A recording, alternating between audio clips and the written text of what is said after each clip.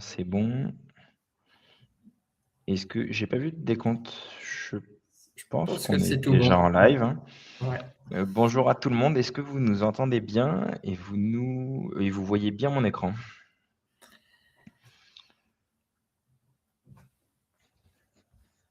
Magnifique, super. Oui, oui, oui, merci, c'est bon, génial. Bon, désolé pour le léger retard.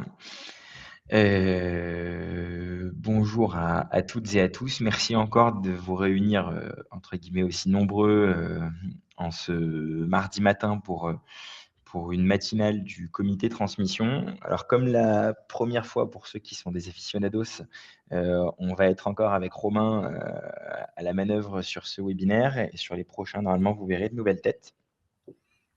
L'idée, c'était de faire, comme on l'avait dit un petit peu, sur le premier webinaire, une sorte de trilogie. D'abord un peu sur le panorama de l'évolution de la reprise d'entreprise, les acteurs, le fonctionnement, l'organisation. Ça, c'était le premier webinaire. Aujourd'hui, on va se focaliser plutôt sur les modèles de reprise d'entreprise, où vous allez voir des modèles assez historiques et des modèles qui sont, on va dire, assez récents, mais qui évolue de plus en plus. On va en profiter pour également parler, un peu de la partie financement, parce que souvent, en fonction des modèles, les typologies de financement varient également de manière assez significative.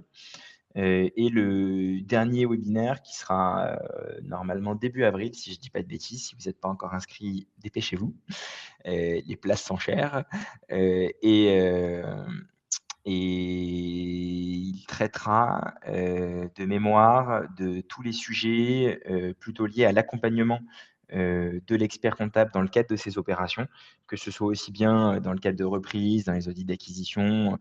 L'idée, c'est de balayer un peu les différentes étapes de ces métiers, et de voir dans quel contexte on peut intervenir à minima, et si on veut aller plus loin, comment est-ce qu'on peut fonctionner avec des outils, tels que DealMaker, que Romain pilote, qui est ici présent.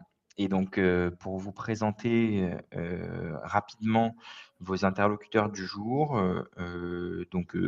Romain, membre du comité, transmission et également président de DealMaker, qui est une solution qui facilite, tout ce qui est, évaluation, audit d'acquisition, data pack, et cetera. Et moi, Julien Younes, président du comité transmission et qui suis président d'une société qui s'appelle Odin Partners, qui fait en partie ce type de mission-là, sur, du M&A, acquisition, cession, levée de fonds, évaluation et transaction services. Je pense qu'on est pas mal. Je fais l'intro et après, si tu veux, tu continues, Romain, tu prends le relais quand tu veux. Très volontiers. Bonjour à tous, ravi d'être à nouveau parmi vous. Et donc, l'idée du jour, ça, on vous l'a présenté. Le contexte, rapidement, on le connaît. Il y a énormément de transmission d'entreprise à venir, entre guillemets, même s'il y en a déjà, beaucoup, à date, mais de plus en plus en lien avec l'évolution démographique du pays. On en avait déjà parlé un petit peu, l'idée, c'est pas de revenir dessus en détail, c'est plutôt de rentrer sur le reste, mais c'est toujours bien de le rappeler que, on parle souvent de transmission, de reprise, d'accompagnement, et cetera, mais on pense que le sujet est encore plus d'actualité aujourd'hui, de par l'évolution démographique. Au sein des cabinets, on a des sujets, tels que la facture électronique, l'IA, et cetera, qui sont des points, on va dire, d'ajustement de notre mission historique, et donc on est convaincu également au sein du comité de transmission que la diversification de missions, notamment, sur tous les métiers liés à la transmission, est un des secteurs de diversification forts, des professions du chiffre pour aller, augmenter, on va dire, la taille, du chiffre d'affaires et pour aller surtout toujours plus loin dans l'accompagnement de nos clients. Ouais, et là-dessus, effectivement, moi, je suis pas expert comptable, je viens de la banque d'affaires, donc c'était mon job pendant 10 ans d'accompagner, des transmissions d'entreprises et je peux vous assurer que, voilà, les intermédiaires, les banquiers d'affaires, les boutiques M&A, peu importe comment on les appelle, craignent beaucoup, la profession d'expert comptable, sur ces missions-là. Parce que c'est dans votre ADN, vous n'allez pas à vous réinventer, totalement, voilà, il y a des missions, que vous pouvez exercer aussi par ailleurs qui sont un peu plus loin de votre formation, de votre zone de génie. Là, tout ce qui est, évaluation, audit d'acquisition, voire, voire conseiller en transmission ou en M&A, c'est vraiment un relais de croissance qui est à la fois naturel, sur lequel vous pouvez en plus capitaliser sur une base de clients, peut-être également des partenariats avec des confrères qui, eux, ne veulent pas mener ce genre de mission, que vous pouvez mener en collaboration avec eux. C'est aussi un relais de croissance qui est rentable. Ce sont des missions, une mission M&A, ça peut être facturé 100 000 euros pour une opération à 2 ou 3 millions, 2 ou 3 millions d'euros de valeur. Donc, il n'y a pas d'autres missions, à ma connaissance en tout cas, qui permettent de facturer autant. Et enfin, c'est un relais de croissance qui est stimulant à la fois pour vous,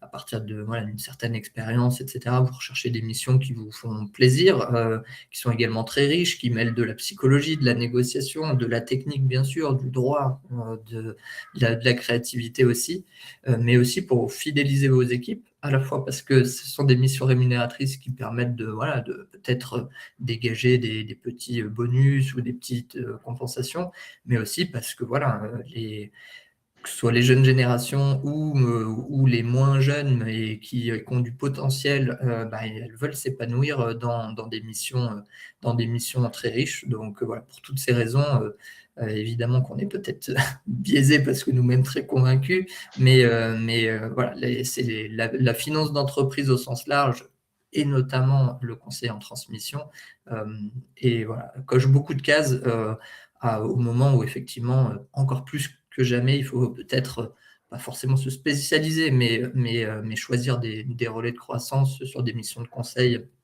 à forte valeur ajoutée.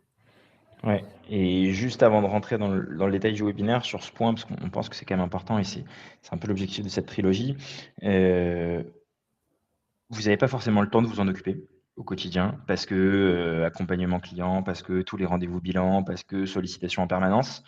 Et si vous n'avez pas le temps, vous, de prendre le sujet à bras-le-corps, je pense que c'est très intéressant d'identifier un ou une collaboratrice, qui aime ou qui est sensible à ces sujets-là et de le faire monter en compétence avec vous, en le responsabilisant, en lui proposant de participer à des webinaires de ce style. Moi, je sais que, par exemple, en interne au sein du cabinet, je propose à tous mes collaborateurs, je suis également adhérent à d'autres associations dans les évaluations d'entreprise et autres, de participer aux webinaires, de se former et de monter en compétences, parce que c'est ce qui fait que les gens vont s'intéresser, qui vont développer de nouvelles missions et qui vont pouvoir vous assister dans la réalisation de ces missions-là. C'est vous qui le porterez auprès des clients, parce que c'est vous là, souvent l'image quand même vis-à-vis des clients, mais vous aurez des gens qui maîtriseront la technique aussi bien que vous, voire mieux que vous, qui pourront vous aider à essayer de développer tout ou partie des missions liées à la transmission d'entreprise. Donc si on rentre un peu dans le vif du sujet de la matinée, le premier sujet sur lequel on va essayer de se concentrer un petit peu, c'est les différents modèles juridiques de reprise d'entreprise. Ce matin, juste avant, je faisais un petit déj interpro, où on animait sur la cession et la transmission, donc on était côté cédant. Là, cette fois-ci, on va être plutôt côté repreneur. Donc on va voir qu'il y a un certain champ des possibles, mine de rien, en termes de reprise d'entreprise. On va travailler un petit peu les stratégies de financement qui existent et qui se diversifient de plus en plus. Et après, on se fera un petit récap rapide des points un peu clés à avoir en tête, que ce soit aussi bien sur les zones de risque que sur les zones de réussite, pour que demain, même si vous ne fassiez pas ces missions-là au quotidien dans vos cabinets, s'il y a des clients qui vous posent des questions, que vous soyez un peu sensible et que vous puissiez lui donner des premiers éléments de réponse. Et après, si vous avez des questions, avec grand plaisir. Normalement, le chat fonctionne à merveille aujourd'hui. Donc, n'hésitez pas à poser vos questions tout au long de la présentation. Et on essaiera d'y répondre soit au fur et à mesure si on arrive à voir les questions, soit au pire, on se prendra un petit temps de questions-réponses à la fin. Alors, ça, on va le faire en 2 mots, mais ce qui est intéressant quand vous avez des clients potentiellement qui peuvent vous poser la question, et c'est marrant parce que cette question-là se posait aussi beaucoup. Moi, j'étais au CJEC, au Club des jeunes experts comptables. La question se posait beaucoup en tant que jeune expert comptable de se dire: «Est-ce que je crée ou je reprends?» Oui, OK, je reprends, mais il y a une dette technique, il y a tout un passif client, il y a des outils historiques en place, alors que quand je crée, je fais ce que je veux. Effectivement, la création permet une certaine liberté. On part de zéro et on construit entre guillemets «comme on le veut». Pour autant, il y a une réalité quand même, c'est que quand on crée et que ce soit aussi bien dans la profession que dans d'autres métiers, le sujet est souvent le même, on a, une montée en charge qui est fréquemment plus longues, même si parfois ça arrive qu'il y ait des ovnis qui fassent des croissances significatives. En moyenne, la montée est quand même plus longue, montée en charge et montée en volume d'activité, collaborateurs, etc. La clientèle est à construire en totalité et en fonction des secteurs d'activité de vos clients, l'investissement initial est assez variable. Il y en a où on va devoir mettre un certain investissement dans du matériel. Par exemple, je sais pas moi, on ouvre une boulangerie, il va falloir avoir les fours, il va falloir avoir la matière, on va avoir un début de stock.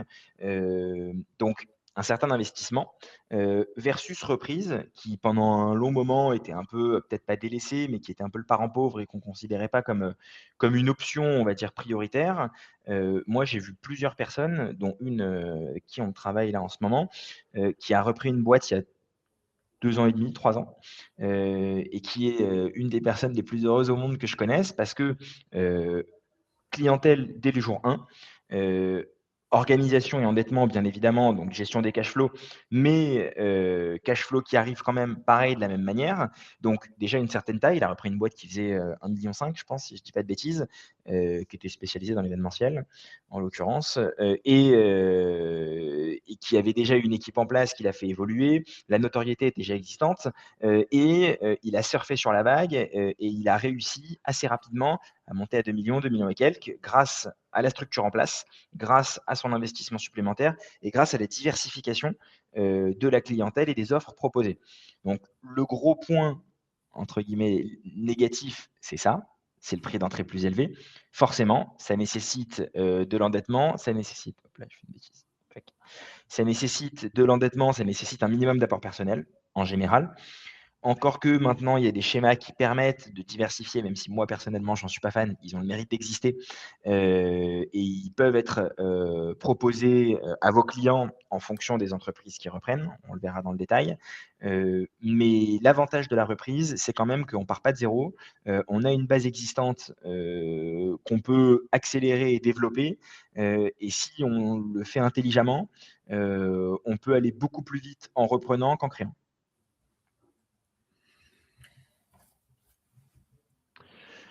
Les différents profils de repreneurs, si on sort de la croissance externe pure d'un industriel qui achète un autre industriel, heu, c'est les 4 profils qu'on voit là. Alors il y en a d'autres sûrement et si vous avez des remarques là-dessus, avec grand plaisir. Mais celui qu'on voit très fréquemment et je pense que Romain le voit même, limite plus que moi parce que, il source pas mal de repreneurs, de son côté qui sont intéressés par ce métier-là de la reprise.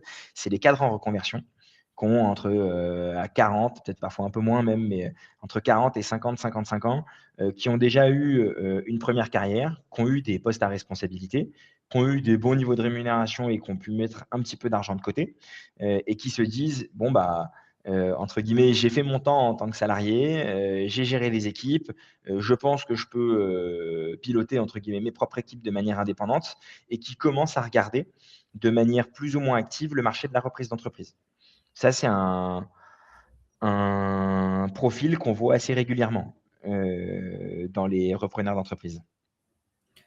Oui, complètement, je suis totalement d'accord avec ça, et j'ai l'impression qu'ils sont plus jeunes qu'à une époque. Alors moi, ça fait qu'une douzaine d'années que je suis dans le M&A, mais effectivement, avant, on était plutôt sur du 50-55, voire plus.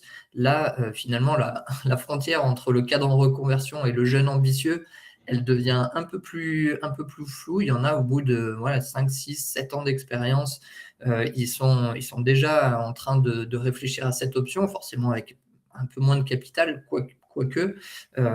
Et effectivement, souvent, ça permet d'aligner plein de choses. Il y a la quête de sens professionnel, envie de monter en puissance, etc. Certains sont évidemment aussi intéressés par le côté financier, puisque voilà, forcément, avec Bien sûr. des rémunérations même élevées, voilà, le système fiscal, on ne va pas faire de politique, plafonne forcément la création de richesse à titre personnel, et c'est vraiment que dans l'entrepreneuriat ou la reprise qu'on peut complètement changer d'échelle. Mais au-delà de ça, il y a aussi souvent la relocalisation. Je prends l'exemple de Paris. Il y a très peu de Parisiens à Paris et il y en a beaucoup qui démarrent leur carrière à Paris et qui derrière voilà, à 30, 35, 40 ans ou un peu plus, a envie de rentrer à la maison, entre guillemets, et reprendre la belle TPE, PME voilà, de leur région. Donc il y a aussi, dans la quête de sens, il y a plein de choses. Il y a le professionnel, il y a le familial, il y a le cadre de vie, le lieu de vie. Et puis, donc, effectivement, c'est vrai que ça on constate un rajeunissement des cadres et une accélération. Et pour faire la transition avec le jeune ambitieux, c'est vrai qu'il y en a beaucoup. Il y a encore 7 ans qui embrassaient la Startup Nation et qui créaient une boîte, levaient des fonds sur un PowerPoint. Et je caricature, hein, c'était jamais si facile, mais c'était quand même beaucoup plus facile qu'aujourd'hui.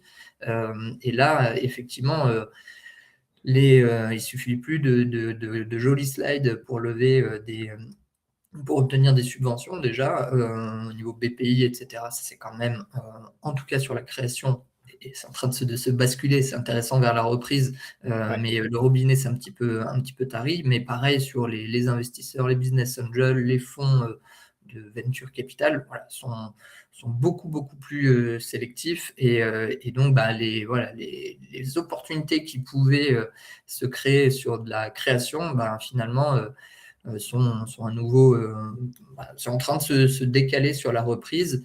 Et d'ailleurs, on le voit dans la structuration un peu du marché. Il y a pas mal de nouveaux entrants qui viennent voilà, renforcer. On connaît tous les historiques, les CCI, les CRA, qui sont là déjà depuis plusieurs années. Mais voilà, il y a des initiatives privées, plus ou moins réussies, mais peu importe, qui se lancent, et voilà, ça démocratise tout ça. Et c'est vrai que notamment ces nouvelles initiatives sont très sur LinkedIn, voire sur Instagram, je Ouais. ne sais pas, je ne suis pas sur TikTok, mais ça ne m'étonnerait pas. Et donc forcément, ça attire un public qui est plus jeune et qui se dit pourquoi pas. Complètement. Sur les différents profils, sans, faire 2 heures dessus, mais, ce qui est intéressant quand même à avoir en tête de votre côté, pour vous en tant que conseil potentiel de ces acteurs-là, le cadre en reconversion, souvent, il ne se rend pas forcément compte de ce que c'est qu'être dirigeant d'entreprise, pour être tout à fait objectif, et pour en avoir rencontré pas mal. Donc là où il y a un gros sujet de sensibilisation, pour moi, quand vous avez ce type de personnes-là, et si ça vous intéresse, c'est vraiment, que il faut le sensibiliser sur les sujets de droit social déjà, ce que c'est que de gérer des équipes. Comment est-ce qu'on peut piloter? Comment on peut faire évoluer les contrats de travail? Les règles à respecter? Toutes ces choses-là sont assez importantes et ils s'en rendent pas forcément compte parce que souvent quand ils étaient dans des grandes boîtes, bah, il y avait des services RH qui s'occupaient de tous ces sujets-là. Ils avaient leur équipe, ils y répondaient à 2-3 questions, mais ils avaient pas la gestion d'une équipe en direct avec des décisions à prendre au quotidien.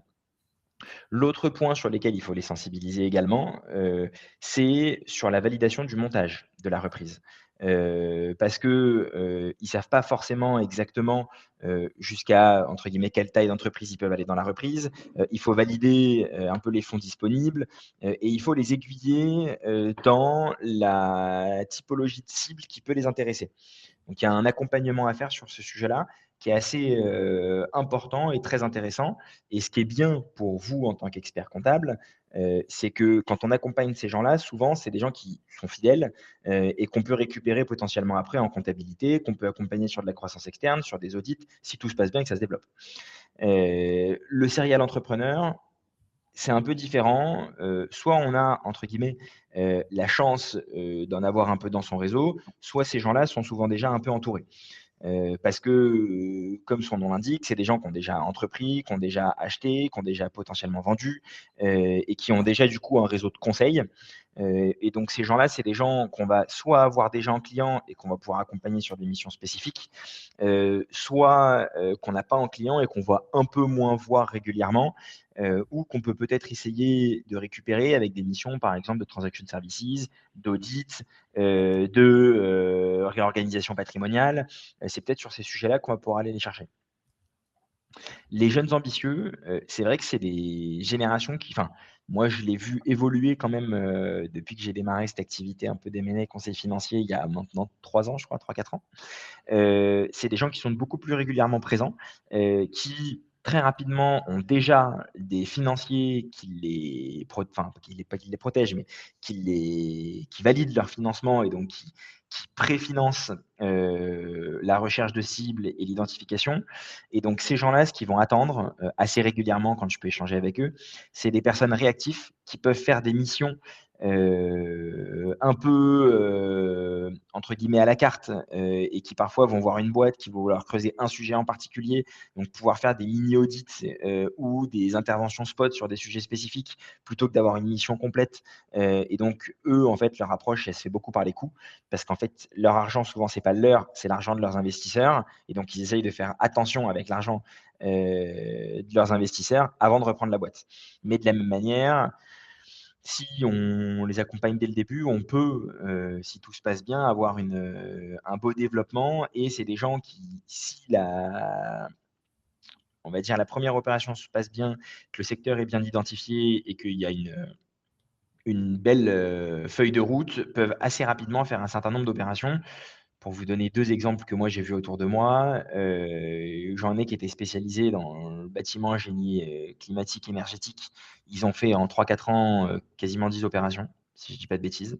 Donc mine de rien, c'est quand même pas mal. Et potentiellement récupérer la compta de toutes ces boîtes-là, et de les accompagner sur les audits d'acquisition et cetera, il y a quelque chose d'assez intéressant. Et les autres, vous les connaissez peut-être, c'est des gens qui sont dans le secteur de la compta, qui ont fait, pareil entre 5 et 10 opérations en 1-2 ans, et qui du coup, de la même manière, vont avoir des besoins potentiellement. Alors en compta, c'est un peu moins vrai parce que nous, on fait souvent notre compta, mais quand on a des opérations entre 2 et 5 par an ou tous les 2 ans qui se font, c'est autant de missions de conseil qu'on peut, réaliser nous dans un second temps. Et pour finir, le collectif d'investisseurs, il est un peu différent, dans le sens où, souvent ces gens-là, ils ont quand même besoin de personnes opérationnelles. Le collectif d'investisseurs, on peut l'accompagner peut-être sur la structuration, sur le montage, sur l'organisation, mais il faut quand même souvent quelqu'un d'opérationnel parce que le collectif a pas forcément une personne dans le collectif qui est prête à gérer opérationnellement la structure. Ou sinon, ce collectif d'investisseurs, ce qu'il peut faire, et Romain pourra en parler, aussi bien moi, voire mieux que moi, c'est prendre des parts minoritaires dans des sociétés, et donc il y a des sujets peut-être d'audit d'acquisition à aller accompagner, et qui va laisser le dirigeant et l'actionnaire souvent principal en place dans la structure, et qui du coup va prendre des participations et va rechercher des boîtes, qui veulent, en fait dérisquer un petit peu, qui veulent, des dirigeants qui veulent réaliser une partie de leur patrimoine professionnel, qui ont peut-être l'envie de grandir et le collectif d'investisseurs peut, lui apporter un certain savoir-faire, mais c'est des gens où on va avoir un peu moins de mission en tant qu'expert comptable, objectivement, à proposer. Et peut-être, juste pour à part sur les serial entrepreneurs et ceux qui ont déjà prouvé, peut-être vous en tant que conseil, il faut quand même, pas brûler les étapes et essayer de faire la différence entre effectivement le vague projet, la lubie parfois du jeune qui, je caricature, hein, qui ne se rend pas totalement compte, de ce dans quoi il s'embarque ou du cadre effectivement qui sous-estime complètement, le fait d'être, en poste, certes avec des responsabilités, mais demain, devenir, potentiellement sur des petites boîtes, DRH, directeur financier, directeur commercial, directeur produit, allumer, éteindre la lumière, enfin voilà, il y a quand même il y a quand même des ouais, des, heu, des gaps parfois, entre le rêve et la réalité et voilà, de façon très pragmatique, je pense que c'est aussi ce qu'on attend d'un expert comptable, c'est, voilà, ça n'empêche pas d'être réactif, d'être proactif, d'aller vite, de faire du sur-mesure, d'être agile, mais peut-être, en apportant aussi un petit peu de sagesse et un peu de cadre, dans ces projets, aussi pour vous, pour pas «perdre votre temps» entre guillemets et accompagner des projets qui donnent pas grand-chose. Si on on continue sur la présentation d'aujourd'hui, alors marché en pleine mutation, on en a déjà parlé un peu, donc on va pas, rester des heures dessus, mais pareil, je pense que c'est bien de sensibiliser vos clients, ou vos prospects qui sont intéressés par ce type d'opération, sur le fait qu'on est quand même un tournant global de l'économie, sans vouloir utiliser des grands mots, mais j'en suis assez convaincu. Pourquoi? Parce que beaucoup de départs en retraite, donc beaucoup de besoins de reprise, beaucoup de transformation de nos métiers et des gestions des entreprises avec, alors la facture électronique, c'est surtout pour nous, mais c'est quand même pour la gestion des flux en interne, donc c'est assez important. L'autre sujet, c'est que, il y a beaucoup de sujets de, comment dire? De d'IA, d'intégration d'IA, d'automatisation, de digitalisation, et tous ces sujets-là, bien intégrés rapidement dans les entreprises reprises, permettent de faire des économies d'échelle assez rapides. Et là, c'est des secteurs assez actifs et dynamiques dans lesquels il y a pas mal d'entreprises, qui sont reprises, on va dire entreprises TPE, PME principalement. Tout ce qui est commerce de détail, il y a un besoin énorme. Donc si vous avez des gens, qui se posent des questions, c'est un secteur où il y a énormément de besoins et beaucoup de transactions qui se font assez facilement sur les plateformes, qui existent. BPI a une plateforme à disposition, c'est pas France Cession, mais il y a d'autres, j'ai oublié le nom des plateformes, mais ça, vous pouvez les trouver assez facilement, les plateformes de reprise de fonds de commerce. Il y a au moins 3-4 plateformes qui existent et qui mettent à disposition des annonces assez régulièrement. BTP Construction, c'est un secteur qui évolue fréquemment. Hôtellerie et restauration, il n'y a pas de sujet. Services aux entreprises, c'est nos métiers, c'est les métiers de la communication, c'est les métiers de l'événementiel. Il y a énormément de petites boîtes entre 500 et 1,5 million, 2 millions qui sont à reprendre. Et la partie industrie manufacturière, elle est un peu moins récurrente parce que la France est un marché qui malheureusement est en diminution au niveau de l'industrie. Voilà, il y avait une question sur le chat pour savoir si, si on Voilà. était sur la Pour le psychologie ou grand la plaisir de technique. Loïc, on Voilà, passe sur et la bah, technique. effectivement, c'est la transition toute faite, voilà, d'une vision d'abord un peu aérienne et ensuite on va essayer de rentrer dans le détail, même si je ne crois pas que ce soit le webinaire le plus technique ni de la trilogie ni de la séquence, mais effectivement, là on va rentrer un petit peu dans les mécanismes des principaux montages, plusieurs évidemment qui sont connus, rachat de fonds de commerce, rachat de titres, d'autres qui sont un peu plus exotiques, si on pense au search fund, si on parle de la reprise d'abord en tant que salarié, et puis après du MBO, MBI, et puis des spécificités. Mais on va y aller dans l'ordre. Ouais, donc en gros, les 7 principaux schémas, il y en a d'autres qui existent, mais je pense que déjà on balaye quand même pas mal de possibilités via ces 7 options. Ici déjà, on est sur des typologies de reprise au niveau choix juridique. Est-ce qu'on reprend un fonds de commerce? Est-ce qu'on reprend des titres? Quelles sont les distinctions entre les deux? Souvent, où est-ce qu'on va pouvoir le faire? Ce troisième schéma de location-gérance, même si on va rentrer un peu dans le détail de chaque, c'est un schéma un peu intermédiaire qui permet d'abord de se faire une première idée et d'y aller progressivement.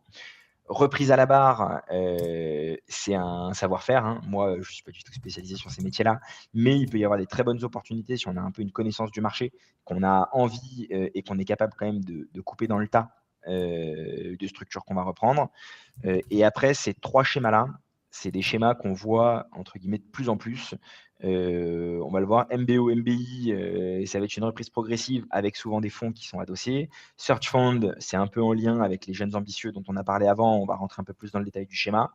Et repreneur salarié, on l'a distingué de MBO, MBI, même si on pourrait considérer que c'est lié. Mais ça va être plutôt de la reprise salariée progressive, pas forcément avec des fonds et avec un schéma de transmission qui peut être structuré entre guillemets à la carte. Si on rentre dans le détail, rachat de fonds de commerce, l'intérêt c'est quoi? C'est que la reprise elle est claire, elle est cadrée. On achète des actifs, des passifs qui sont déterminés et validés entre les parties. On n'a pas de sujet, de poste client, à reprendre avec du recouvrement à réaliser. On n'a pas de sujet de dette antérieure non réglée, non soldée. Donc L'avantage de la reprise du fonds de commerce, c'est sa simplicité. L'inconvénient, qui est quand même aussi important, donc il faut l'avoir en tête, c'est qu'il n'y a pas de continuité juridique. Donc en théorie, on est censé re-signer tous les contrats avec les clients, sinon les clients peuvent partir du jour au lendemain. Il n'y a plus d'engagement à proprement parler des clients avec la nouvelle structure qui reprend le fonds de commerce. Il y a la reprise des salariés, il faut reprendre les contrats fournisseurs ou voir si on peut faire un transfert de contrat sur la nouvelle entité juridique. Et on a également des droits d'enregistrement assez élevés, qui sont entre 3 et 5% en fonction de la taille de la structure, et qui sont à mettre en comparaison avec des droits d'enregistrement de 0,1% sur une SAS. Donc,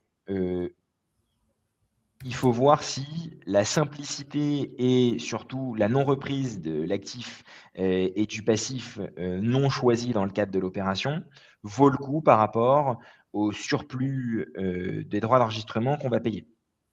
C'est un peu ça l'arbitrage à avoir avec ses clients. Je ne sais pas si tu avais un sujet là-dessus ou... Non, non, effectivement, bien Ouais, résumé. pas de sujet.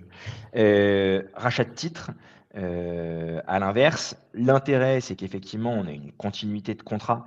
Donc normalement, pas de clients qui partent du jour au lendemain, à minima, sauf s'ils décident de quitter l'entreprise. Et dans ce cas-là, ils devront résilier selon les conditions contractuelles déjà en vigueur. Donc ils ne pourront pas partir, entre guillemets, comme ils le souhaitent. Il faudra regarder les conditions dans le cadre de l'audit que vous allez réaliser auprès de votre client.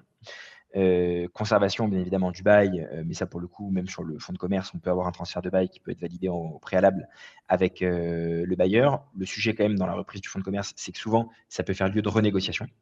Et donc il peut y avoir entre guillemets des mauvaises surprises dans le cadre de ces renégociations pour intégrer les nouveaux contrats sur la nouvelle entité qui reprend le fonds. Comment dire? Meilleure optimisation fiscale, c'est surtout dans le cadre de la cession de titres potentiels à plus de 2 ans quand on reprend les titres de participation avec une structure, si on rachète la société avec une holding, on va dire qu'on a plus de schémas envisageables qu'un fonds de commerce où on est obligé de l'acheter avec une société, pour faire simple. Les sujets tout de même, qui sont importants à avoir en tête, c'est justement ces risques de passifs cachés, ces risques d'actifs non recouvrés, et donc un audit approfondi très important et c'est là où vous avez un rôle clé, dans le cadre de la structure, reprise, pour être sûr qu'il n'y aura pas de loups, et de mauvaises surprises, dans le cadre de la reprise d'entreprise, de la part de votre client.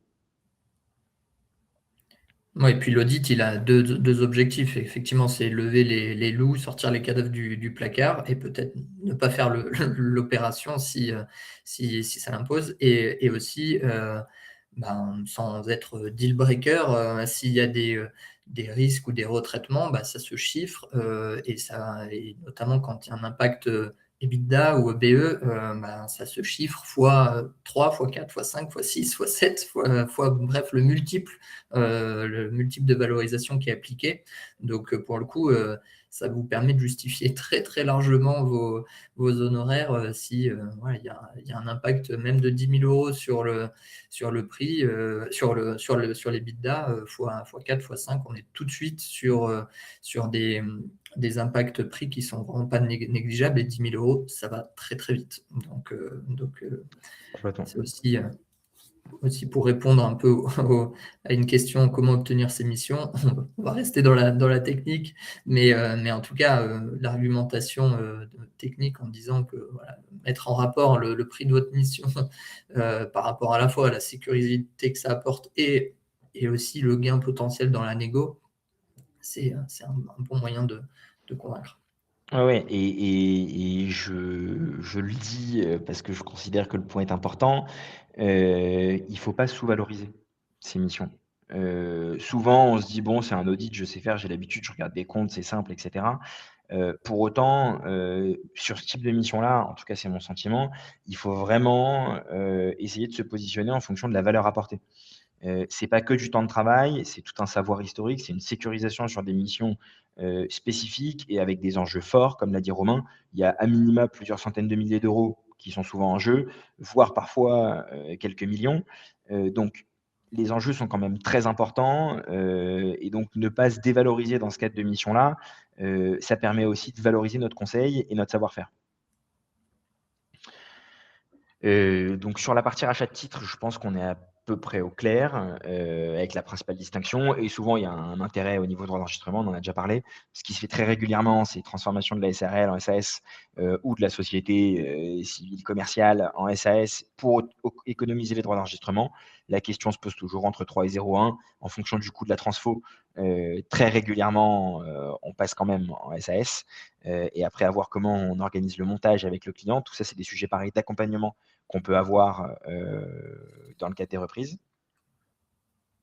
Le schéma de la location-gérance, qui n'existe bien évidemment pas dans tous les secteurs d'activité, mais qui peut être mis en place assez facilement sur on va dire de l'artisanat, sur du commerce, et qui en fait peut même être mis en place sur d'autres métiers, mais qui historiquement les moins.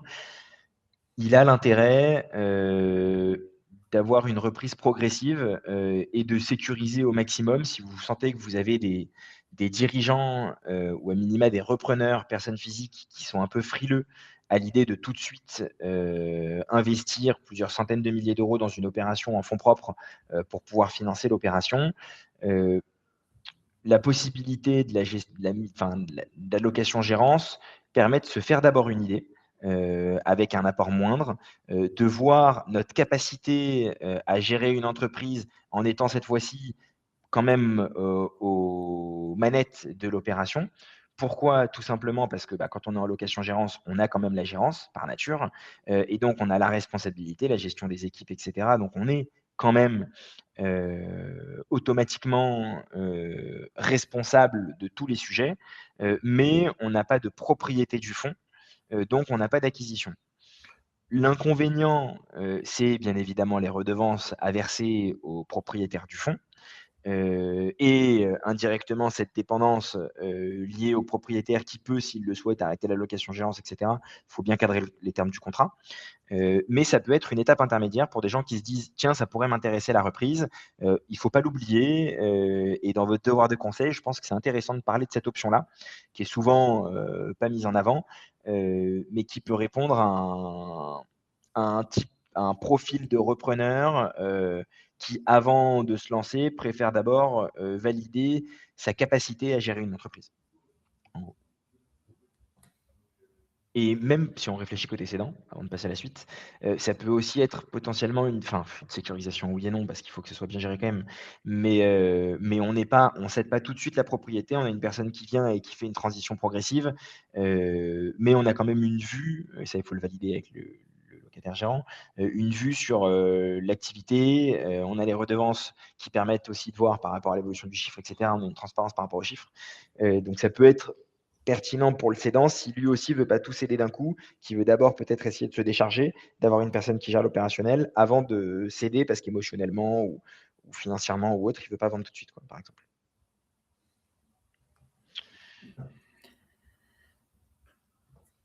Tu veux y aller sur celle-là?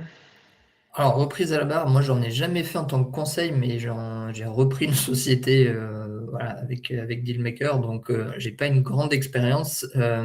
C'est beaucoup plus court, beaucoup plus codifié aussi.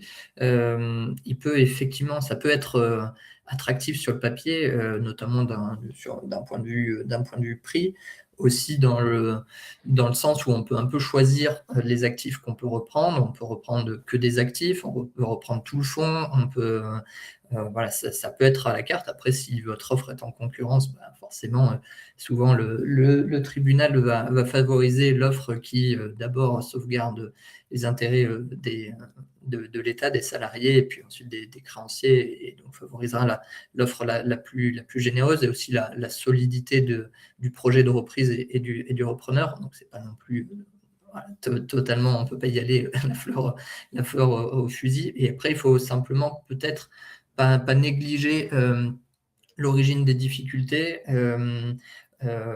et pas sous-estimer la difficulté de relancer une société, d'autant que parfois les meilleurs éléments de l'entreprise qu'on rachète sont partis. Je dis pas que voilà, ceux qui sont toujours dans la boîte sont pas de qualité, mais c'est vrai que souvent les profils qui peuvent plus facilement rebondir voilà, n'attendent pas forcément pas forcément le chèque à la fin, s'il y est d'ailleurs, pour partir sur d'autres projets. Donc voilà, l'avantage c'est que c'est rapide et ça en tant que conseil, ça a quand même une vertu parce que des fois, selon comment est facturée la mission, des fois on part sur un accompagnement au long cours et ça peut finalement en termes de temps passé être pas si avantageux. Là, l'avantage, c'est que tout le monde se met dans la seringue, un peu en mode commando, et au moins, voilà, c'est plus facile de à la fois gérer votre bande passante, le travail à faire et les honoraires que vous pouvez facturer. Ouais, pour compléter, ce que dit Romain, j'avais fait une intervention moi que j'avais trouvé très intéressante. Je suis pas expert non plus en toute transparence, mais j'avais échangé avec 2 personnes qui ont repris des entreprises à la barre, ou en redressement, fin d'année dernière dans le cadre de transfert, un événement co-organisé par l'ordre et par, CCI, les avocats et les notaires. Les points importants à avoir en tête. Si vous maîtrisez pas ce sujet-là, on peut pas s'inventer expert en transmission, enfin en reprise à la barre. Parce que, comme l'a dit Romain, c'est très codifié, c'est très particulier, il y a un laps de temps réduit, et donc il y a un risque, entre guillemets, de non-réalisation de l'opération pour votre client si vous maîtrisez pas du tout les sujets. Donc par rapport à ça, si jamais, vous avez des clients qui ont ce type d'intérêt-là, entourez-vous à minima d'un bon conseil juridique. Parce que les conseils juridiques sont très importants, sur les sujets, dans la remise des offres, dans la structuration des offres, dans le respect des timings. Donc très important d'avoir des bons conseils juridiques qui maîtrisent ce type d'opération. L'autre point, c'est vraiment de bien distinguer la reprise, d'une boîte en redressement, de la reprise à la barre, et de vraiment, je pense, même si c'est pas forcément évident, challenger votre client, et c'est là-dessus, je pense, qu'il va nous attendre aussi, challenger votre client sur la cohérence, économique de l'opération. C'est quoi son plan? Une fois que la boîte est reprise, comment est-ce qu'il envisage les choses? Même si ça se fait jamais parfaitement, mais essayer de poser des chiffres sur une vision. Est-ce qu'il y a une cohérence économique avec des activités potentiellement existantes de votre client et donc des synergies potentielles? Tout ça, c'est des choses qui vont être extrêmement valorisées par le tribunal, dans le cadre des reprises, parce que l'objectif premier, ce qu'il faut avoir en tête côté tribunal, l'objectif premier, c'est de conserver un maximum de salariés, souvent. S'il y a quelqu'un qui vient et qui dit: «Je rase tout et je repars à zéro», ils vont souvent pas privilégier cette offre-là, sauf si toutes les offres sont faites de cette manière-là. Mais donc il faut avoir un minimum de discours de sécurisation, vis-à-vis du tribunal dans la présentation de l'offre et dans la structuration du projet, sur, la conservation de salariés, sur un maintien d'activité à minima, sur la capacité grâce soit à son réseau historique, soit à son savoir-faire, soit à son activité déjà historique, d'avoir des synergies et de faciliter la continuité d'activité. Donc c'est là-dessus que vous pouvez accompagner les clients et après bien évidemment, sur tout ce qui est un peu prévision financière, structuration du prévisionnel d'activité, du développement, là-dessus vous allez être les plus pertinents. Mais c'est pour ça que je parle de l'activité et de l'économie parce qu'en fait le prévisionnel, il va être lié à l'évolution économique et à ce qu'on imagine faire avec ce projet de développement et ce projet de reprise. En gros.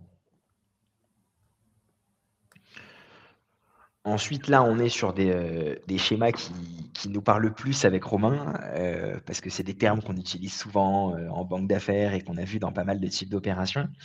MBO, MBI, la différence, c'est quoi? C'est que, un MBO, en gros, ça se fait avec une équipe de management déjà dans la structure, et donc le dirigeant ou le manager initial, on va dire, sort progressivement, et le MBI, c'est, par exemple, un fonds ou un manager externe qui va venir prendre la place du dirigeant existant, et ces opérations-là sont, très souvent, je pense 99% du temps, je ne vais pas dire de bêtises, sont réalisés avec des fonds d'investissement. Ça arrive parfois qu'elle se fasse via, de la dette financière, pure, mais souvent il y a à minima, des business angels, voire des fonds d'investissement qui viennent aux côtés des managers, pour permettre aux dirigeants historiques de faire un cash out et permettre aux nouveaux dirigeants, ou l'équipe de management, de reprendre une entreprise, qui sont souvent entre guillemets «d'une certaine taille». C'est ce qu'on met là, hein. C'est souvent des PME à minima sur lesquelles on a ce type d'opération-là. Je sais pas si tu veux prendre le relais, mais Non et effectivement, effectivement, le MB il y a quand même une différence de perception, notamment dans le financement, on va y revenir, mais un MBO souvent, sécurise beaucoup plus les banques parce que l'équipe de reprise connaît déjà un petit peu la société, que c'est pas le cas en MBI. Il y a le risque que la greffe finalement managériale, ne prenne pas, et hem et ensuite, ben, parfois, le dirigeant, selon comment ça s'est passé, s'il veut vraiment transmettre, à ses salariés, il peut donner un coup de pouce, entre guillemets, sur la partie apport. Ça peut être, soit structurer un management package au préalable, avec des actions gratuites, des BSPC aussi, voilà, si ça coche les critères pour que, voilà, pour constituer ou voire une prime à la transaction, hein, tout simplement, ça se voit aussi pour donner un petit peu d'equity finalement, ou en tout cas les moyens, à l'équipe de reprise bah, de voilà, de pas enfin voilà, d'investir dans la société. Et après, il y a vraiment 2 écoles. Il y en a qui, au contraire, hem, considèrent que c'est important que les salariés mettent, en moyenne 6 mois de salaire dans le projet, et d'autres qui, voilà, au contraire sont sont prêts à aider. Il y a pas il y a voilà, il y a pas de jugement, là-dedans, mais sachez que, voilà, vous pouvez aiguiller vos clients sur ces possibilités. Si c'est un client qui est pour qui a déjà bien gagné sa vie, et cetera, et qui met plus d'importance à la transmission, en plus auprès de ses équipes, il y a des dispositifs, totalement légaux qui peuvent être, mis en place, mais toujours, hein, à nouveau, l'intérêt de les anticiper, pour que parce il y a toujours des délais de vesting, en général à moins de faire une prime à la transaction, mais fiscalement, c'est pas du tout optimisé, donc on y arrive toujours, mais souvent la préparation permet d'optimiser. ouais, sur ces schémas-là, ce qui se passe fréquemment et pourquoi on en arrive à ce type de schéma-là, c'est que la boîte a atteint une certaine taille, donc vaut un certain billet, et que les managers qui veulent reprendre, ou une personne qui voudrait, la reprendre, de l'extérieur, ont pas forcément les moyens tout seuls et juste avec l'effet de levier de la dette, de gérer la reprise en autonomie. Donc si vous avez des clients qui se posent ce type de questions et qui veulent quand même entre guillemets «pérenniser» avec le management existant, heu, un accompagnement qui pourrait être imaginé de votre part, en amont de la réalisation de ce MBO par exemple, c'est d'abord de se dire: «OK, financièrement, à combien tu voudrais la vendre?» Est-ce que tu es prêt à avoir une «décote» entre guillemets si tu la vends à ton management? Et si oui, est-ce qu'on pourrait imaginer une opération sans forcément faire rentrer un fonds d'investissement, par exemple? Et en essayant d'identifier les capacités financières que peuvent avoir les managers qui souhaiteraient reprendre la structure. Parce que, en toute transparence, même moi, je suis pas spécialisé là-dedans, faire un roadshow avec des fonds d'investissement dans le cadre d'un LBO, sur un MBO, c'est pas notre cœur métier et ça me paraît être un des sujets les plus «complexes» entre guillemets à intégrer en interne au sein des cabinets, pour faire des missions complémentaires. Donc c'est pas là-dessus que je prioriserais, la capacité des cabinets à développer des missions complémentaires. Mais par contre, poser les chiffres en amont de la réalisation de cette opération, et essayer d'anticiper le besoin potentiel, pour voir s'il y a d'autres options envisageables ou s'il y a un MBO qui peut se faire progressivement avec les différents types de financement qu'on va voir juste après. Ça peut être une mission de conseil qui peut être proposée par les cabinets et que vous pouvez faire avec vos clients et sur lesquels je pense qu'ils seront très contents que vous les accompagniez. Le point important quand même à avoir en tête également sur ces schémas-là de MBO, MBI, si jamais vous êtes de l'autre côté, on va dire côté personnes qui reprennent, parce qu'ils ont aussi souvent besoin de conseils dans le cadre de ces opérations, et moi, c'est là que j'ai vu le plus de sujets, c'est la pression sur les cash flows. Pourquoi? Parce que souvent, on a tendance à acheter un peu plus cher parce qu'il y a un fonds, que les fonds sont capables de mettre des investissements les plus importants. Souvent, on vend une feuille de route au fonds où on va faire de la croissance, et cetera. Et si on a des cash flows un peu trop serrés, en termes de remboursement de la dette, parce qu'on a quand même souvent de la dette financière sur ces types d'opérations, heu, on arrive très régulièrement à des schémas où, on a le couteau sous la gorge au bout de 1 an, 2 ans. On rembourse à peine la dette, donc on va commencer à avoir des étalements de dette. On va pas pouvoir faire du réinvestissement parce que, on n'a plus de capacité financière et qu'on est déjà, en termes d'effet de levier de dette, au max.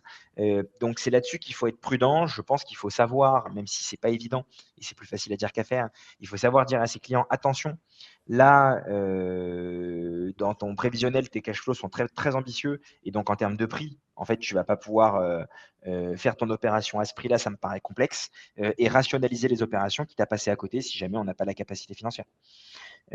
Parce qu'il y a les têtes baissées, et en étant, on va dire, pas sécurisé sur la gestion des cash flows, c'est le meilleur moyen de se planter. Et pas parce que la boîte tourne pas, mais parce que, on n'a pas de capacité de rembourser la dette qu'on a levée, dans le cadre de la reprise de l'entreprise.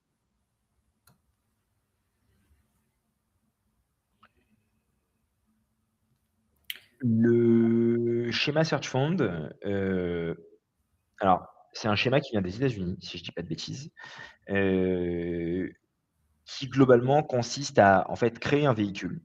Donc quand on dit un véhicule, c'est une SAS très régulièrement, quoi, qui va reprendre, une ou plusieurs entreprises en dessous, et au sein de ce véhicule SAS, mettre directement des investisseurs qui s'engagent à financer un repreneur. Très souvent, pareil, on va être très transparent et objectif, c'est des gens qui ont fait des bonnes écoles, qui ont la tête bien faite, et qui viennent de, entre guillemets, certains milieux, c'est pas du tout péjoratif, mais c'est pas donné à tout le monde. Ce serait mentir que de dire que le search fund est accessible à la terre entière. Donc c'est des gens, qui ont l'habitude des opérations financières, qui sont sensibles aux effets de levier, aux investissements, à l'analyse de secteurs d'activité. Donc c'est des opérations qui sont, on va dire, un peu, rares par nature, de par la complexité de lever des fonds en amont de réaliser une opération. Heu, Souvent les searchers, donc les personnes qui portent le projet sont minoritaires. C'est très régulier. Donc soyez pas surpris si vous avez des gens qui viennent vous voir et qui, vous disent: «Bon, comment est-ce que je fais?» C'est la majeure partie du temps comme ça que ça fonctionne. Parce que, leur intérêt à eux, c'est qu'ils font une opération ils auraient jamais pu faire par ailleurs. Ils vont pouvoir aller, reprendre soit une ou plusieurs entreprises qui vont très rapidement atteindre 5, 10, 15, 20 millions d'euros de chiffre d'affaires, chose qu'ils pourraient pas faire tout seuls. Et donc la contrepartie de ça, bien évidemment, c'est d'accepter que les financiers, avec lesquels on s'adosse, aient une majorité du capital.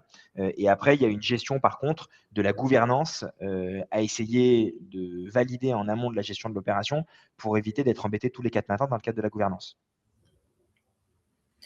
Ouais, complètement. On a rajouté cette slide parce qu'on l'a beaucoup vu passer sur LinkedIn, voilà, dans la presse, etc. Elle est vendue comme une alternative avec le vent en poupe.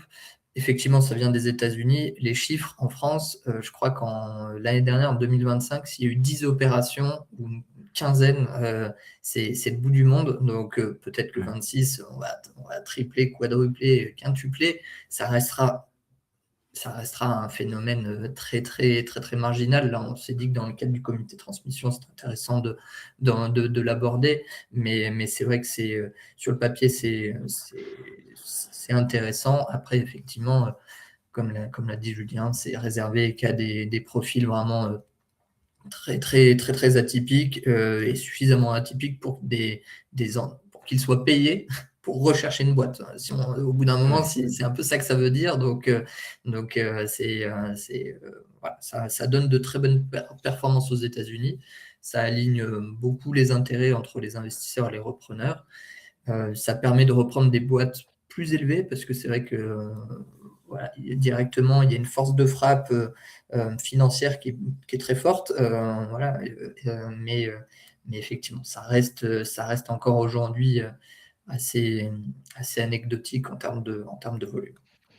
Ouais, complètement. C'est pour ça, en fait, s'il y a des gens qui viennent vous voir par rapport à ces sujets-là, l'objectif, c'était que vous compreniez un peu comment ça fonctionne. Pour ceux qui n'ont pas l'information à minima, que vous soyez à l'aise avec le fait de dire à vos clients: «C'est un schéma qui se fait pas régulièrement, c'est pas la majorité des gens», et donc trouver des financeurs, sans aucun apport, et qui en plus vont vous financer, on va dire préalablement, une partie de votre travail pour essayer de monter le projet, c'est très rare, et c'est pas récurrent.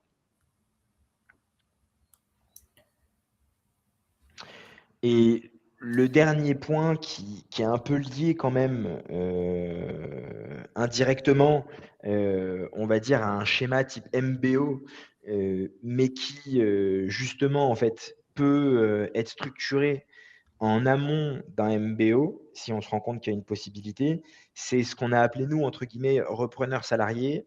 Heu, je pense que c'est plus adapté, mine de rien, à des TPE ou à des petites PME, plus qu'à des PME et des ETI. Donc c'est pour ça qu'il faut aussi, en fait, adapter en fonction de la taille de l'entreprise de vos clients. Si jamais vous êtes dans un contexte d'accompagnement, plutôt du cédant ou même si vous avez des repreneurs, qu'on soit au clair sur leurs capacités et ce qu'ils peuvent faire. Mais repreneur salarié, on va dire que c'est plutôt sur des TPE-PME, où on veut avoir, une continuité sans forcément faire rentrer des financiers au sein du capital, et où on veut, avoir une transition progressive. Ça se fait fréquemment dans les cabinets, hein, d'expertise comptable, je pense que vous l'avez vu, où, parfois on intègre des jeunes, en leur disant: «Vous allez, avoir un parcours d'association et de reprise progressive du cabinet», pour le faire, on va dire, en plusieurs temps et pas juste en une opération. C'est un schéma assez intéressant parce que ça peut sécuriser les 2. Par contre, je pense que le plus compliqué, et c'est là où vous pouvez, vous, en tant que conseiller externe, je pense être pertinent, c'est de déterminer une feuille de route claire et structurée pour les 2 parties. Pourquoi? Parce que quand on se lance dans ce type d'opération, il peut y avoir forcément de la frustration à un moment donné d'une ou d'autre part. Pourquoi? Parce que soit, le salarié, il prend pas sa place assez vite, soit parce qu'à l'inverse, le salarié, il considère que, le dirigeant, il lui laisse pas assez la place pour pouvoir commencer à reprendre progressivement l'entreprise. Donc je pense qu'il y a 3 sujets importants sur lesquels il faut clarifier dès le début, la gestion de l'opération. Le premier, c'est comment évolue la gouvernance? Et donc quel va être le rôle du salarié dans le cadre du projet? Comment le dirigeant va progressivement lui laisser la main et quelles étapes on fait ou quelle évolution structurée on a au niveau de calendrier pour faire évoluer la gouvernance? Donc ça, c'est le 1er point. Deuxième point, c'est quelle est l'évolution de la rémunération? Parce que mine de rien, ça joue aussi. Comment on structure l'évolution de la rémunération? Que les règles soient claires et établies dès le début pour pas se poser de questions de, dans un an: «Bah, attends, moi j'ai fait beaucoup plus que ce qui était prévu, je comprends pas, j'ai pas de rémunération» et que le deal soit cassé. Et le troisième point, bien évidemment, c'est, l'évolution capitalistique et actionnariale de la société. Est-ce que je prends tout de suite 10 et je prendrai, je sais pas moi, 15-20 par an, à la suite? Est-ce que je prends tout de suite 49 je te laisse la majorité et à horizon 2 ans, je prends la majorité? Peu importe, il y a pas de règle là-dessus, mais c'est au moins poser les gens autour de la table, et de dire: «Voilà, il faut que ces 3 points-là, ils soient validés et structurés pour éviter toute tension ultérieure quand vous vous lancez réellement dans ce projet-là». Et le dernier point, bien évidemment, c'est valider le financement, mais ça, c'est votre métier, j'ai pas trop de soucis là-dessus, quoi. Ouais, et puis d'autant que ça rassure les banques à nouveau de financer un repreneur avec qui la greffe a déjà été prise, a déjà pris et qui a potentiellement déjà démontré des résultats. Et effectivement,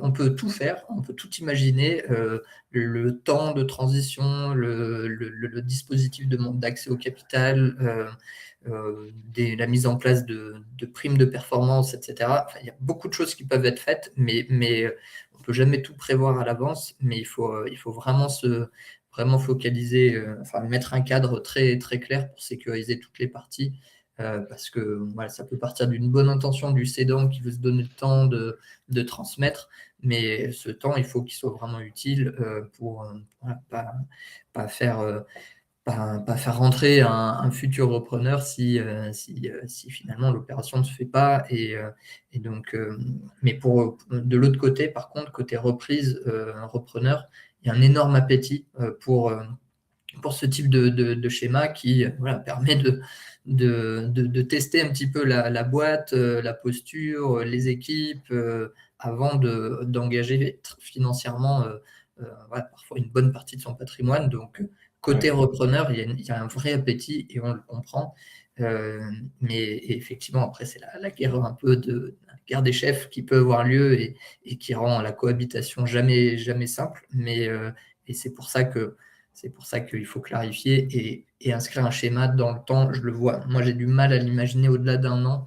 En tout cas, dans ce mode salarié, repreneur salarié. Après, il peut y avoir de l'accompagnement post-session, des earn-out, des crédits vendeurs au-delà, mais que voilà, c'est ce flou quand même un peu de qui est le patron à bord, il ne peut pas durer trop longtemps. Ouais, c'est pour finir, parce qu'après je pense qu'on passe sur la partie financement, c'est un peu une alternative à la location-gérance, qui sont, on va dire, 2 schémas qui permettent de voir avant de payer, si on si on parle très, pragmatiquement parlant, qui peuvent intéresser des cédants qui se disent, «J'ai pas envie de tout lâcher du jour au lendemain et je veux y aller progressivement», et qui sont prêts à, et c'est ça le plus dur, à avoir une cohabitation un petit peu. Même si en locataire gérant, on a moins de cohabitation, parce que normalement le locataire gérant est quand même plus autonome, il faut avoir une certaine confiance dans une personne qui va pas racheter tout de suite et qui va quand même faire en sorte de continuer à valoriser la valeur du fonds. Donc c'est là-dessus qu'il faut voir quel type de cédants sont prêts à faire cette concession, ou on va dire, à mettre en place ce type de schéma-là, au niveau, reprise de la structure. Alors bon, ça, on va pas rentrer dans le détail, on vous laissera regarder puisque normalement, si je dis pas de bêtises, je parle sous le contrôle de Claire, qui nous assiste en permanence. On vous transmettra le support. Donc là, c'est plus un récap en termes de, on va dire, complexité globale.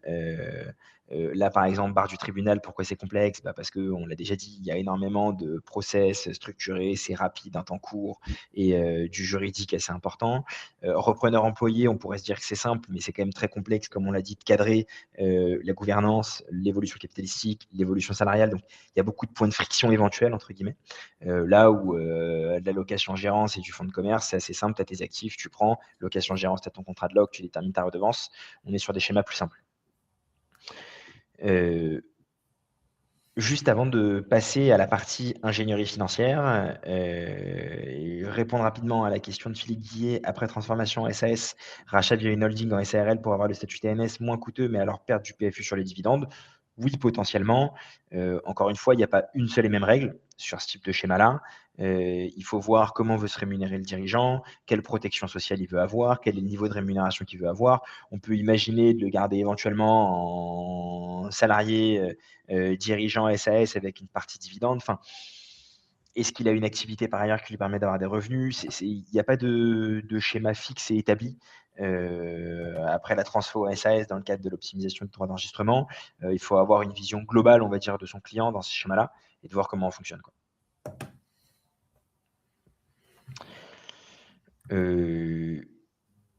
Si on part sur la partie entre guillemets ingénierie financière,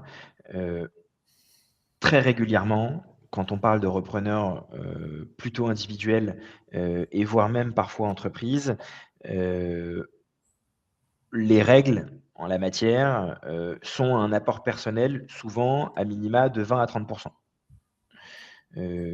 pour sécuriser les banques, et si jamais on n'a pas un fonds d'investissement, qui vient, mettre, on va dire, cet equity. À la limite, on pourrait même dire que cette poche de 20-30, c'est une poche globale, et après peu importe ce qu'il y a dans la poche, mais c'est de l'apport en equity au sein du capital de la société, ou éventuellement en quasi equity avec des obligations convertibles en actions, si on vraiment on est dans des schémas d'ingénierie financière un peu poussés.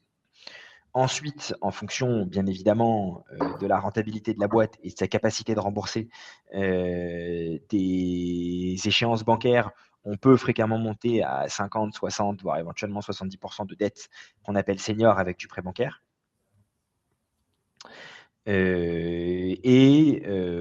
Parfois, en fonction des schémas, on peut aller obtenir des financements complémentaires, soit via des aides que met en place, par exemple, la BPI, soit via des mécanismes type crédit vendeur ou type complément de prix qui permettent d'étaler dans le temps et de financer différemment.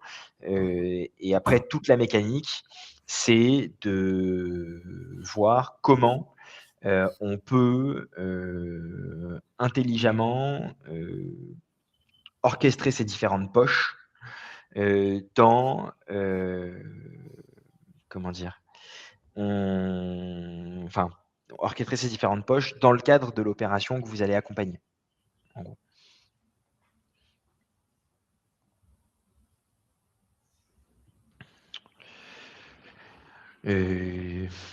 Je sais pas si tu voulais rajouter quelque chose, Romain, excuse-moi. Non,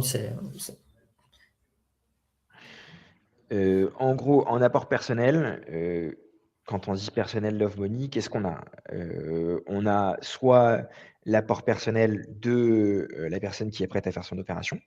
Ça, c'est ce qu'il y a, on va dire, de plus simple et de plus régulier. Souvent, on a un peu de Love Money, qui est une première brique de financement, l'argent qu'on peut essayer de lever rapidement autour de soi avec des personnes de confiance qui sont prêts à investir à vos côtés. Ça, pareil, si jamais on fait appel à du Love Money, je pense que vous avez un rôle important à jouer sur la manière dont cet argent est intégré dans le projet. Est-ce que c'est des gens qui sont directement actionnaires? Est-ce qu'on crée un véhicule qu'on appelle souvent SPV, Special Purpose Vehicle, qui est souvent une SAS pareil, qu'on va mettre au-dessus, on va loger tout le monde dedans et on va avoir un seul investisseur au sein de la société qui va reprendre l'activité. Ça évite d'avoir potentiellement 10-15 personnes en tant qu'actionnaires et qui vont poser des questions régulièrement, mais d'avoir un seul représentant de cette Love Money. C'est un schéma qui existe assez régulièrement. Apport en nature, ça peut être du complément, même si ça se fait moins régulièrement, et c'est plutôt pour augmenter la valeur du capital plus que pour financer l'opération. C'est pas là-dessus on va compter pour financer l'opération. Et après, on a souvent la possibilité de débloquer de manière anticipée de l'épargne salariale pour, si le repreneur en a, pour une opération de reprise d'entreprise. Ça, c'est l'argent le plus régulièrement utilisé dans le cadre d'apport personnel. Les autres typologies de financement qu'on peut avoir dans le cadre, entre guillemets, de ce qu'on appelle apport personnel, ça va être des business angels qui vont se rapprocher un peu de la Love Money, mais qui vont être des gens qui sont pas forcément aussi proches au niveau cercle familial ou de relations que les gens qu'on va avoir sur de la Love Money. Mais c'est des acteurs qu'on peut solliciter.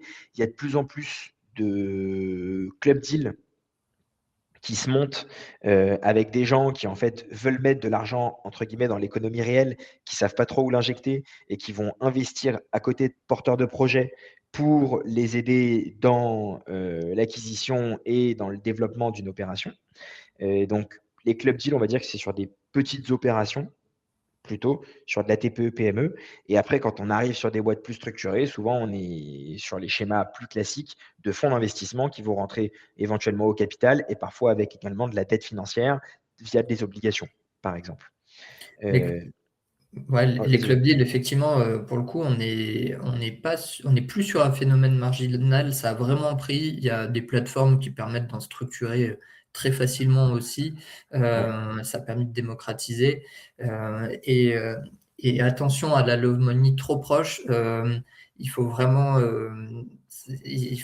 faut pas sous-estimer la pression supplémentaire que ça met aux repreneurs d'entreprise, qui en a déjà beaucoup. Désolé, je retourne sur le terrain psychologique, mais c'est fondamental. Ça ne veut pas dire qu'on ne peut pas faire appel à des très proches, mais il faut vraiment s'assurer qu'ils soient aussi des investisseurs professionnels, entre guillemets, qui ne s'investissent pas de l'argent, voilà, qui sont pas prêts à perdre, et qu'ils aient une assiette quand même suffisante pour s'en remettre. J'enfonce des portes ouvertes, mais en fait, enfin, je l'ai vu de très près des entrepreneurs qui voilà, étaient étouffés par finalement la pression. Souvent, ça vient des parents hein, ou des grands-parents ou des amis, mais quand ça vient se mêler finalement un peu à la pression familiale, les frères, etc., c'est vraiment pas à négliger. Et les club deals permettent aussi souvent de réunir des expertises en plus d'avoir de l'argent. Souvent, les experts qui vont être plus sensibles à votre sujet si eux-mêmes le connaissent un petit peu. Et ce qu'on appelle du smart money, ils peuvent également apporter des idées, carnet d'adresses, etc. À titre personnel, on a levé de l'argent avec ce type de véhicule et c'est vraiment voilà, c'est un effet multiple qui est vraiment intéressant sans être dans le biais de la trop forte proximité voilà, des très très proches. Ouais, complètement. Pour le coup, alors Romain a entièrement raison là-dessus. Un des points intéressants, je pense, quand on fait appel à des business angels ou à des club deals, c'est de se dire: «Oui, OK, je fais appel à des financeurs, mais idéalement, je trouve des personnes quand même qui pourront, m'aiguiller à des moments clés, de mon entreprise et que je vais pouvoir solliciter un peu comme un conseil d'administration, quoi». Heu, Parce que c'est vrai que sur des TPE-PME, on n'a pas trop ce type de schéma. Souvent, il y a toujours la solitude du dirigeant, et donc avoir des investisseurs professionnels qui ont déjà réalisé ce type d'opération ou qui sont déjà entrepreneurs, ça permet aussi d'échanger entre pairs, et de prendre du recul sur sa gestion d'opération au quotidien, quoi.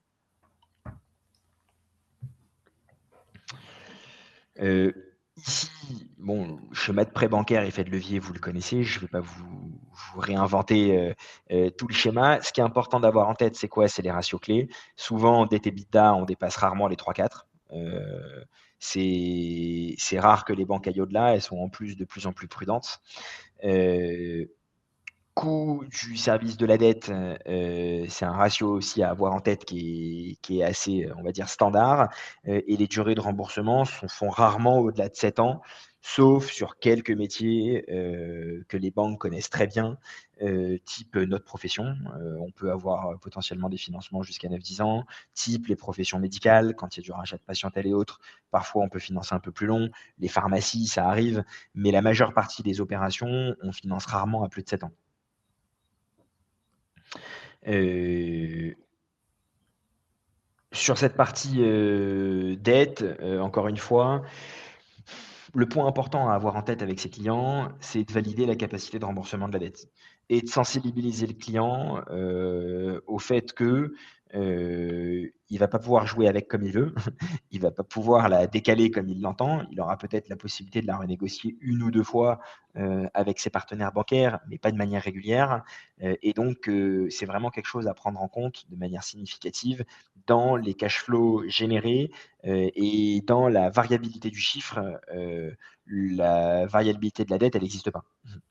Donc il faut essayer, et ça moi, c'est ce que j'essaie de faire avec mes clients, d'avoir des prévisionnels un peu pessimistes et de se dire: «OK, imaginons que je perde 15-20-30 d'activité, de combien je me mets à risque, au niveau du remboursement de la dette?» Et en fonction de ça, de structurer au mieux le financement et la gestion de l'opération avec les différentes poches, que sont, l'apport personnel, on va dire l'apport en fonds propres, peut-être, l'apport en dette, et la partie aide et complément, on va dire, de financement.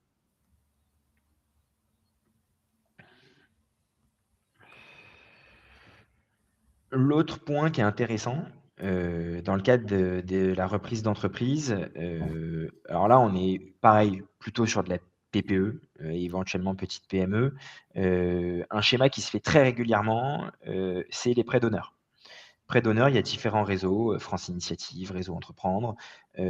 C'est des dossiers qu'on monte, qu'on soumet, auprès de ces réseaux-là pour aller lever entre 15 et 50 000 € de prêt à 0 sur une certaine durée qu'on va pouvoir avoir, enfin, en fait, c'est des prêts qui sont faits sur la personne physique et qu'on va pouvoir apporter éventuellement en capital ou en compte courant en fonction du schéma de l'opération et qu'il faudra bien évidemment rembourser un jour. L'intérêt, c'est quoi? C'est d'augmenter le montant de son apport, que si on croit dans le projet, qu'on puisse le rembourser à terme grâce à des cash flows qu'on aura générés au sein de la société. Et ça permet d'augmenter l'effet de levier au niveau de la dette bancaire. Parce que souvent, quand on apporte cet argent-là en fonds propres ou quasi fonds propres avec un compte courant, par exemple, bloqué pendant, je sais pas, 3-5 ans, ça va venir sécuriser les banques dans le cadre de l'apport global et on va limite pouvoir considérer ça comme de l'apport en fonds propres ou en quasi fonds propres dans le cadre de l'opération. Ensuite, il y a des aides, ça, il y a des sociétés spécialisées pour essayer de vous identifier les aides qui existent, que ce soit aussi bien au niveau régional, qu'au niveau de la BPI, qui, comme l'a très bien dit Romain, flèche de plus en plus de financement sur la reprise d'entreprise et sur l'accompagnement à la reprise d'entreprise, parce que c'est un sujet d'actualité, parce que l'étude, qui dit qu'il va y avoir plus de 300 400 500 000, elle est réalisée en partie par la BPI. Et parce que en fait, si on réfléchit de manière plus globale et qu'on revient encore dans la psychologie, c'est un enjeu économique fort de pérennité du tissu économique de la France qui est composé à 80% de TPE. Ces TPE-là, s'il n'y a pas de transmission, bah, c'est quand même une grande partie du marché qui va disparaître, des emplois qui vont disparaître, sans garantie que la création soit réussie s'il y a des nouvelles entreprises qui se créent par ailleurs. Donc, c'est un des enjeux forts de la BPI, des régions et on va dire de l'État à niveau plus global, de soutenir la reprise. Et donc, je pense que c'est intéressant et peut-être qu'il faudra qu'on regarde ce sujet-là, nous, en interne. On va voir au niveau du comité de transmission, voir si on peut essayer de faciliter l'identification des aides qui sont utilisables dans le cadre de reprise d'entreprise et en fonction de quel projet. Si on est sur une petite entreprise, il y a ces aides-là. Si on est sur des boîtes un peu plus importantes, il y a d'autres types d'aides. Il y a des garanties que peut mettre en place la BPI sur des prêts dans le cadre de reprise. Il y a parfois même du co-investissement, mais sur des boîtes plus grosses, qui peut être réalisé par la BPI avec des conditions en général un peu préférentielles. Ce pas les plus embêtants sur les co-invest. Donc, c'est plein de dispositifs qui sont pertinents dans le cadre de la reprise et qu'il faut avoir en tête quand on accompagne ses clients sur ce type d'opération. Je ne sais pas si tu avais d'autres points là-dessus. Non, oui, la Romain. BPI, effectivement, ouais, enfin, souvent, vient en dette, enfin, peut intervenir avec plein de. Il y a le prêt transmission, effectivement, mais effectivement, en contre-garantie également. Enfin, c'est vraiment un interlocuteur qu'il faut surveiller de près. Et je pense effectivement ce serait intéressant qu'on développe peut-être un canal un peu dédié au sein du comité de transmission avec la BPI parce qu'ils sont incontournables dans le dispositif. Bah, si je dis pas de bêtises, alors Claire, tu pourras peut-être nous mettre de la matière là-dessus. Gilles, le président de l'Ordre de Paris, a mis en place un webinaire dédié avec la BPI qui doit se réaliser sur ce mois-là, je crois, ou sur le mois prochain. Ou peut-être en mai, je ne sais plus. Je ne vais pas dire de bêtises, mais voilà, le 31 mars. Donc, et je pense qu'on traitera notamment de ces sujets-là. Donc, si ça vous intéresse, n'hésitez pas à vous inscrire. L'autre schéma qui est utilisé, mine de rien, assez régulièrement, surtout sur des opérations avec des repreneurs personnes physiques, c'est soit le crédit vendeur, soit l'earn-out ou qu'on appelle complément de prix. Le crédit vendeur, pour faire simple, c'est quoi? On étale une partie du règlement du prix sur une durée selon des règles définies dès l'opération de transmission. L'intérêt, c'est quoi? C'est que ça permet aux repreneurs d'étaler le paiement du prix et de pouvoir, si tout se passe bien, encore une fois, et c'est tout le risque côté cédant, si tout se passe bien, utiliser une partie des cash flows de la société pour rembourser le cédant ou pour payer une partie du prix au cédant. Là, on a mis durée 1 à 3 ans en général, c'est assez variable objectivement. Moi, je préfère quand même des crédits vendeurs assez courts parce qu'il y a quand même un schéma incertain et le cédant est souvent frileux sur ces situations.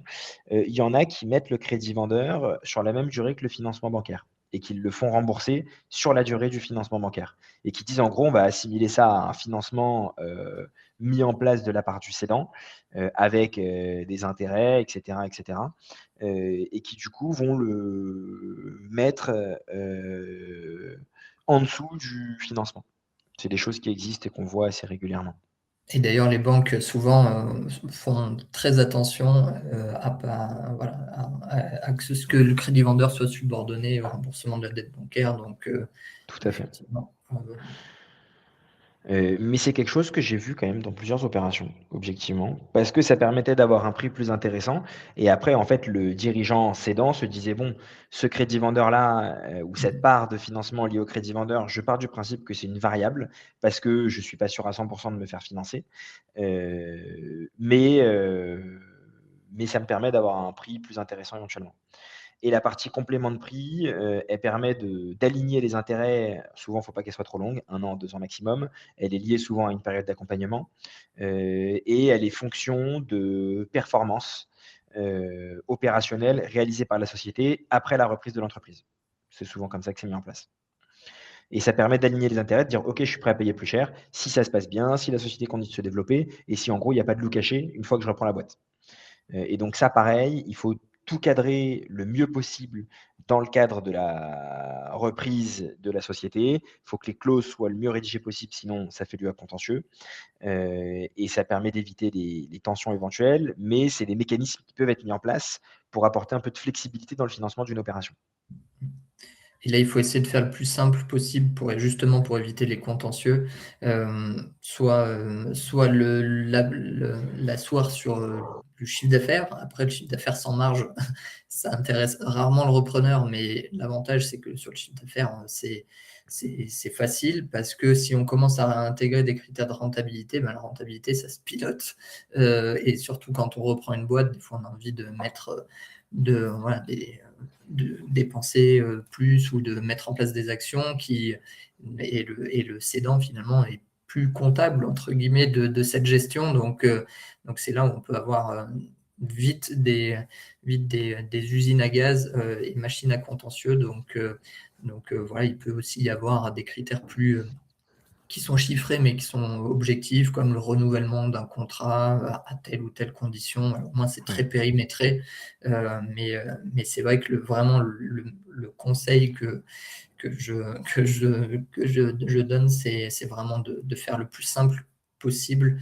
Effectivement, souvent, pas l'étaler trop loin dans le temps, justement, pour éviter plein de biais qui peuvent s'inviter. Ici, on en a déjà parlé, on va pas rentrer dans le détail, mais sur le co-investissement, levée de fonds, private equity, business angel, search funds, on en a déjà discuté. C'est effectivement, en fait, en lien pour moi avec la partie fonds propres.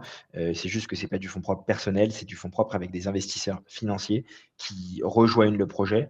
Et souvent, c'est quand même sur des reprises aux alentours à minima de 3 à 5 millions d'euros, à minima pour les fonds d'investissement, c'est rarement en dessous de 5 millions d'euros, objectivement. Les search funds, c'est pareil, c'est des projets très ambitieux, généralement et business angel, on peut aller potentiellement un peu plus bas. Pour finir, parce que je vois que le temps tourne et qu'il est déjà 10h56, 5 erreurs régulières à avoir en tête, quand vous accompagnez, des clients dans la reprise d'entreprise. Encore une fois, premier point, c'est le cash. C'est sous-estimer le besoin en fonds de roulement, post-reprise. Toujours l'anticiper dans le cadre de la reprise. OK, j'achète, OK, je paye, mais est-ce que j'ai besoin de cash déjà pour faire tourner la boîte jour 1? Quand je reprends un fonds de commerce, par exemple, j'ai ce sujet-là. Souvent, mes clients me payent à 30-60 jours, alors que moi, je paye mes salariés à 30 jours. Donc, j'ai un sujet de fonds de roulement, enfin de BFR, besoin en fonds de roulement.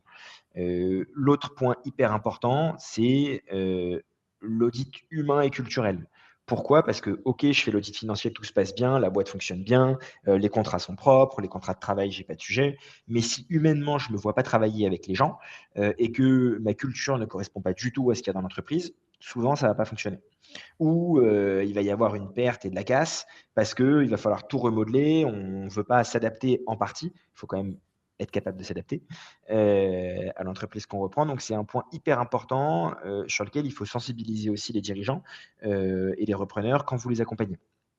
Et il y a des et au-delà de cet aspect, psychologique, il y a des mécanismes pour s'assurer que voilà, que le repreneur va pas enfin les cadres ou les hommes, femmes clés vont quitter le navire. C'est de les, voilà, de les incentiver au capital ou mettre en place, des dispositifs Complètement. de partage de valeur ou des actions gratuites ou des BSPCE pour, voire leur demander d'investir, à vos côtés dans la reprise, parce qu'il y a pas d'amour, il y a que des preuves d'amour et ça permet de sécuriser, complètement, la reprise voilà, de pouvoir s'assurer de la fidélité, des personnes vraiment importantes pour la société. Parce qu'il peut y avoir aussi un peu des «pactes» entre guillemets avec le cédant. Tu restes jusqu'à la session, j'ai besoin de toi pour vendre, voilà, faire beau sur mes slides et je te verserai une prime à la transaction si ça se fait, et cetera, et tu repartiras sur une autre aventure. Donc, voilà, le repreneur doit essayer de, voilà, de faire basculer quelque part en sa faveur à un moment, l'équipe, heu et il y a des dispositifs, qui permettent d'aligner les intérêts là-dessus.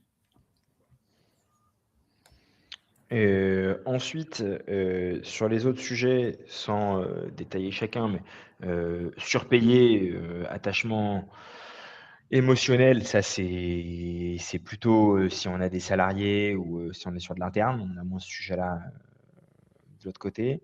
Vouloir tout changer dès le jour 1, c'est sauf si vraiment la boîte se passe pas bien, qu'on est sur une reprise à la barre et cetera, qui est un cas spécifique. Tout changer dès le jour 1, si vous avez les clients qui ont cette idée-là en tête, modifier tout ça. Et s'entourer d'experts. Claire, juste, je vois le live est terminé. Est-ce que les gens sont encore là ou est-ce que ça a bloqué, et on a été trop long? C'est dommage, il nous restait 2 slides. On est encore là, OK, c'est top. Super, donc c'est pas parce que le live est terminé que c'est fini. Donc reprendre seul, bien évidemment, c'est compliqué, s'entourer d'experts, mais ça, vous le savez vous. Il faut essayer de le faire comprendre aux clients, et que, les conseils, ça sécurise, ça coûte un peu, mais ça sécurise. Les points importants, sur les facteurs clés de succès, Romain l'a dit, ici, sécuriser les personnes clés et les clients clés très rapidement. Garder un peu de cash. Quand vous faites vos prévisionnels et que vous accompagnez les clients, il ne faut pas qu'on soit à 0 au démarrage et qu'on compte sur le cash futur. Sinon, tout ce qui est imprévu et tout ce qui est risque, on ne l'a pas anticipé et très rapidement, ça crée des problèmes. Et ensuite ça, bon, c'est plutôt de l'humain, s'entourer d'experts, on en a déjà parlé et construire la relation avec le cédant, ça, moi, je pense que c'est fondamental.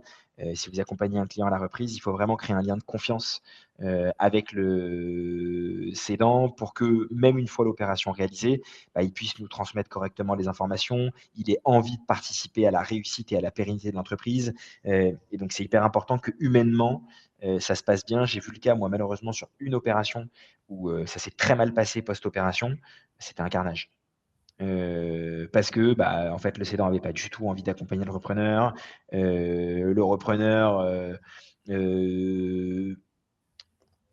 a je sais pas si c'est retourné, mais était en tension avec les salariés et en gros leur disait, «Tu as plus le droit de parler au cédant, parce que ça y est, il a fini, je veux pas que tu mettes à risque la société». Enfin, et ça a créé des dommages collatéraux assez importants et il y a eu tout ce qu'il fallait ne pas f tout ce qu'il ne fallait pas faire dans une reprise d'entreprise, l'activité qui baisse, les cash flows qui ne peuvent pas être remboursés, la renégociation de la dette, limite on pourrait quasiment être en redressement. Enfin, c'est vraiment le mauvais exemple parfait, et qui était lié au fait que le repreneur, pensait tout savoir, n'a pas voulu s'appuyer sur les cédants, et je pense que ce point-là, c'est un des points les plus importants pour faire en sorte que la reprise se passe au mieux.